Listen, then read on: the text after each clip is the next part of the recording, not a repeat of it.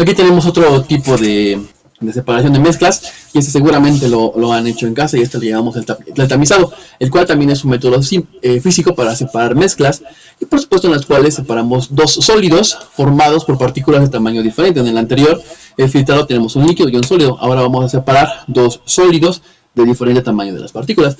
Y bueno, consiste en hacer pasar una mezcla de partículas de diferentes tamaños por un tamiz o coladera, en términos más coloquiales, o cualquier cosa con la que se pueda colar.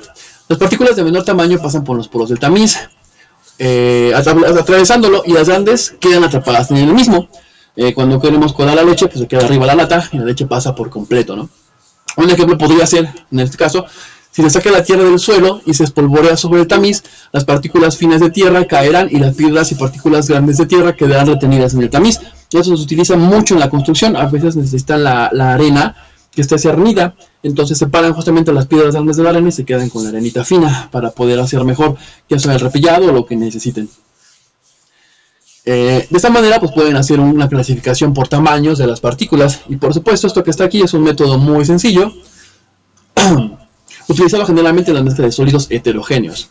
Los orificios del tamiz suelen ser de diferentes tamaños y se utilizan de acuerdo al tamaño de las partículas de una solución homogénea, ¿no? Tienes bolas, piedras grandes, pues de ese tamaño vas a hacerlo. Entonces depende de qué tan fino quieras tu arena, lo que quieras estar colando o tamizando, es lo que vas a ocupar. Y bueno, es un método muy sencillo, lo he mencionado. Para separar métodos homogéneos, los orificios del tamiz suelen ser de diferentes tamaños y por lo general tienen un color amarillo, el cual los diferencia de lo que contenga la mezcla. Para aplicar el método de la tamización es necesario que las fases se presenten al estado sólido. Las dos cosas necesitamos que sean sólidos, ¿no? Se utilizan tamices de metal, se puede hacer lo que le llaman bastidor o el colador de metal, pero también puede ser de plástico, que tienen las partículas de mayor tamaño y dejan pasar las de menor diámetro. Por ejemplo, los trozos mezclados con arena, la harina y corcho, sal fina y pedazos de roca, cantos rodados, etc. Entonces aquí lo mencionaba yo que en la construcción aparece mucho esto, ¿no? Aquí podemos ver, por ejemplo en este caso, como la arena van pasándola de un tamiz a otro, y cada vez es más fácil hasta que al final tiene ya una clasificación de las partículas. Y por supuesto, quien no ha cernido harina para a la hora de cocinar, que necesitan la harina más fina. Aquí tenemos otro proceso de separación, así le llamamos la decantación. Y pues en la decantación lo que hacemos, se separa un sólido o líquido más denso que otro. Es decir, por densidades uno se va a colocar más abajo que en la parte de arriba. Ya sea un líquido o un gas menos denso, que por lo tanto ocupa la parte superior de la mezcla, que tiene que ser heterogénea. Es necesario dejar reposar la mezcla para que el sólido se sedimente. Es decir, va a comenzar a bajar, va a quemar, a descender, y sea posible su extracción por la acción de la gravedad. A este proceso le llamamos, o se le llama, desintegración básica de los compuestos o impurezas, las cuales son componentes que se encuentran dentro de una mezcla en una cantidad mayoritaria. La decantación puede ser realizada separando una mezcla homogénea compuesta de dos líquidos inmiscibles, como por ejemplo el agua y el aceite. O también puede ser realizada, por supuesto, para separar una mezcla heterogénea compuesta de líquido y partículas sólidas. La decantación se ocupa bastante. Se ocupa en muchos usos, tanto en el laboratorio de química, por supuesto, como en la industria. Y por ejemplo, usamos la decantación en los procesos de elaboración de aceite, y también se usa en la decantación en procesos de tratamiento de agua residual. También a la hora de limpiar las aguas se utiliza la decantación. Por ejemplo, en la comunidad en la que nos encontremos, cualquiera, no importa, hay normalmente una planta de tratamiento de aguas residuales, ¿no? O del agua que mandamos el drenaje. Entonces, varios de los procesos que mencionamos aquí se utilizan para limpiar el agua y poder depositarla a los ríos, minimizando el daño que se hace en el ambiente. El proceso de decantación tiene en primerísimo lugar como primer protagonista a la gravedad, el hecho de que bajen los objetos, ¿no? De hecho, es ella la que produce la decantación, pues trae diferentes intensidades a cada uno de los elementos de una mezcla heterogénea, propiciando su separación.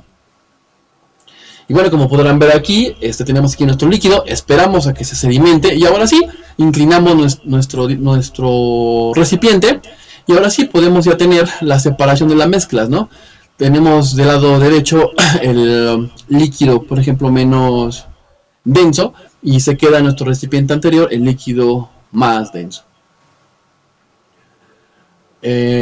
Vemos un método más, a este le vamos a llamar el método de centrifugación.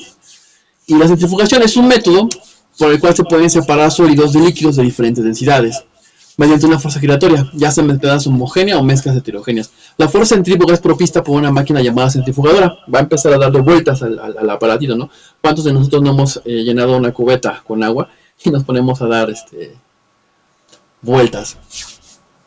Y por supuesto, la cual imprime a la mezcla el movimiento de rotación que origina una fuerza que produce la sedimentación de los sólidos o de las partículas de mayor densidad. Si se dan cuenta, la centrifugación es muy parecida a la decantación. Esperamos a que se sedimente, pero esta vez con la gravedad aceleramos ese proceso. Los componentes más densos de la mezcla, por supuesto, se desplazan fuera del eje de rotación de la centrífuga, mientras que los componentes menos densos pues, se acercan hacia el eje de rotación.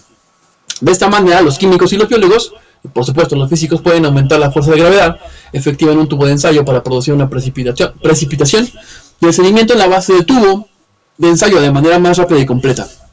Por supuesto, los tubos pueden ser de vidrio o de plástico, resistentes químicamente. Ya vimos en la práctica pasada, en el video pasado, qué son o cuáles materiales son resistentes químicamente, ¿no? Específicamente para disolventes y reactivos. Y físicamente, los que resisten la tensión, algunas presiones a las velocidades elevadas que se emplean. Tenemos diversos tamaños y formas. Pueden haber plásticos especiales para altas velocidades. Y los diferentes tipos de tubo, pues tenemos aquí varios tipos de tubo. Por ejemplo, el tubo de fondo cónico. Tenemos un tubo de fondo redondo. Aquí tenemos un ejemplo de tubo Spendorf de 1.5 mililitros. Aquí tenemos un tubo Falcon de 50 mililitros. Y aquí podemos ver un tubo especial preparado para sellar. Aquí tenemos también, por ejemplo, que la parte de arriba de los tubos le llamamos sobrenadante. Y la parte que se va para abajo le llamamos precipitado. ¿Ok? Aquí lo tenemos, sobrenadante y el precipitado.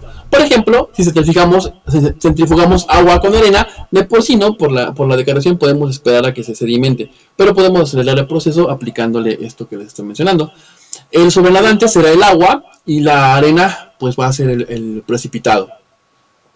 Por supuesto, en los equipos de centrifugación se puede regular velocidad, se puede regular tiempo y temperatura, las cuales van a ser delimitadas por las condiciones de las sustancias que se pueden separar. Por ejemplo, hay ciertas sustancias biológicas o de alimentos que se necesita temperatura muy bajas o que requieren velocidades muy elevadas. Bueno, vamos a dejar aquí este video. En el próximo video vamos a seguir viendo métodos de separación y posteriormente vamos a continuar con el de evaporación. Por eso lo dejamos para el próximo video. Cuídense, chicos, y nos vemos. Hasta luego.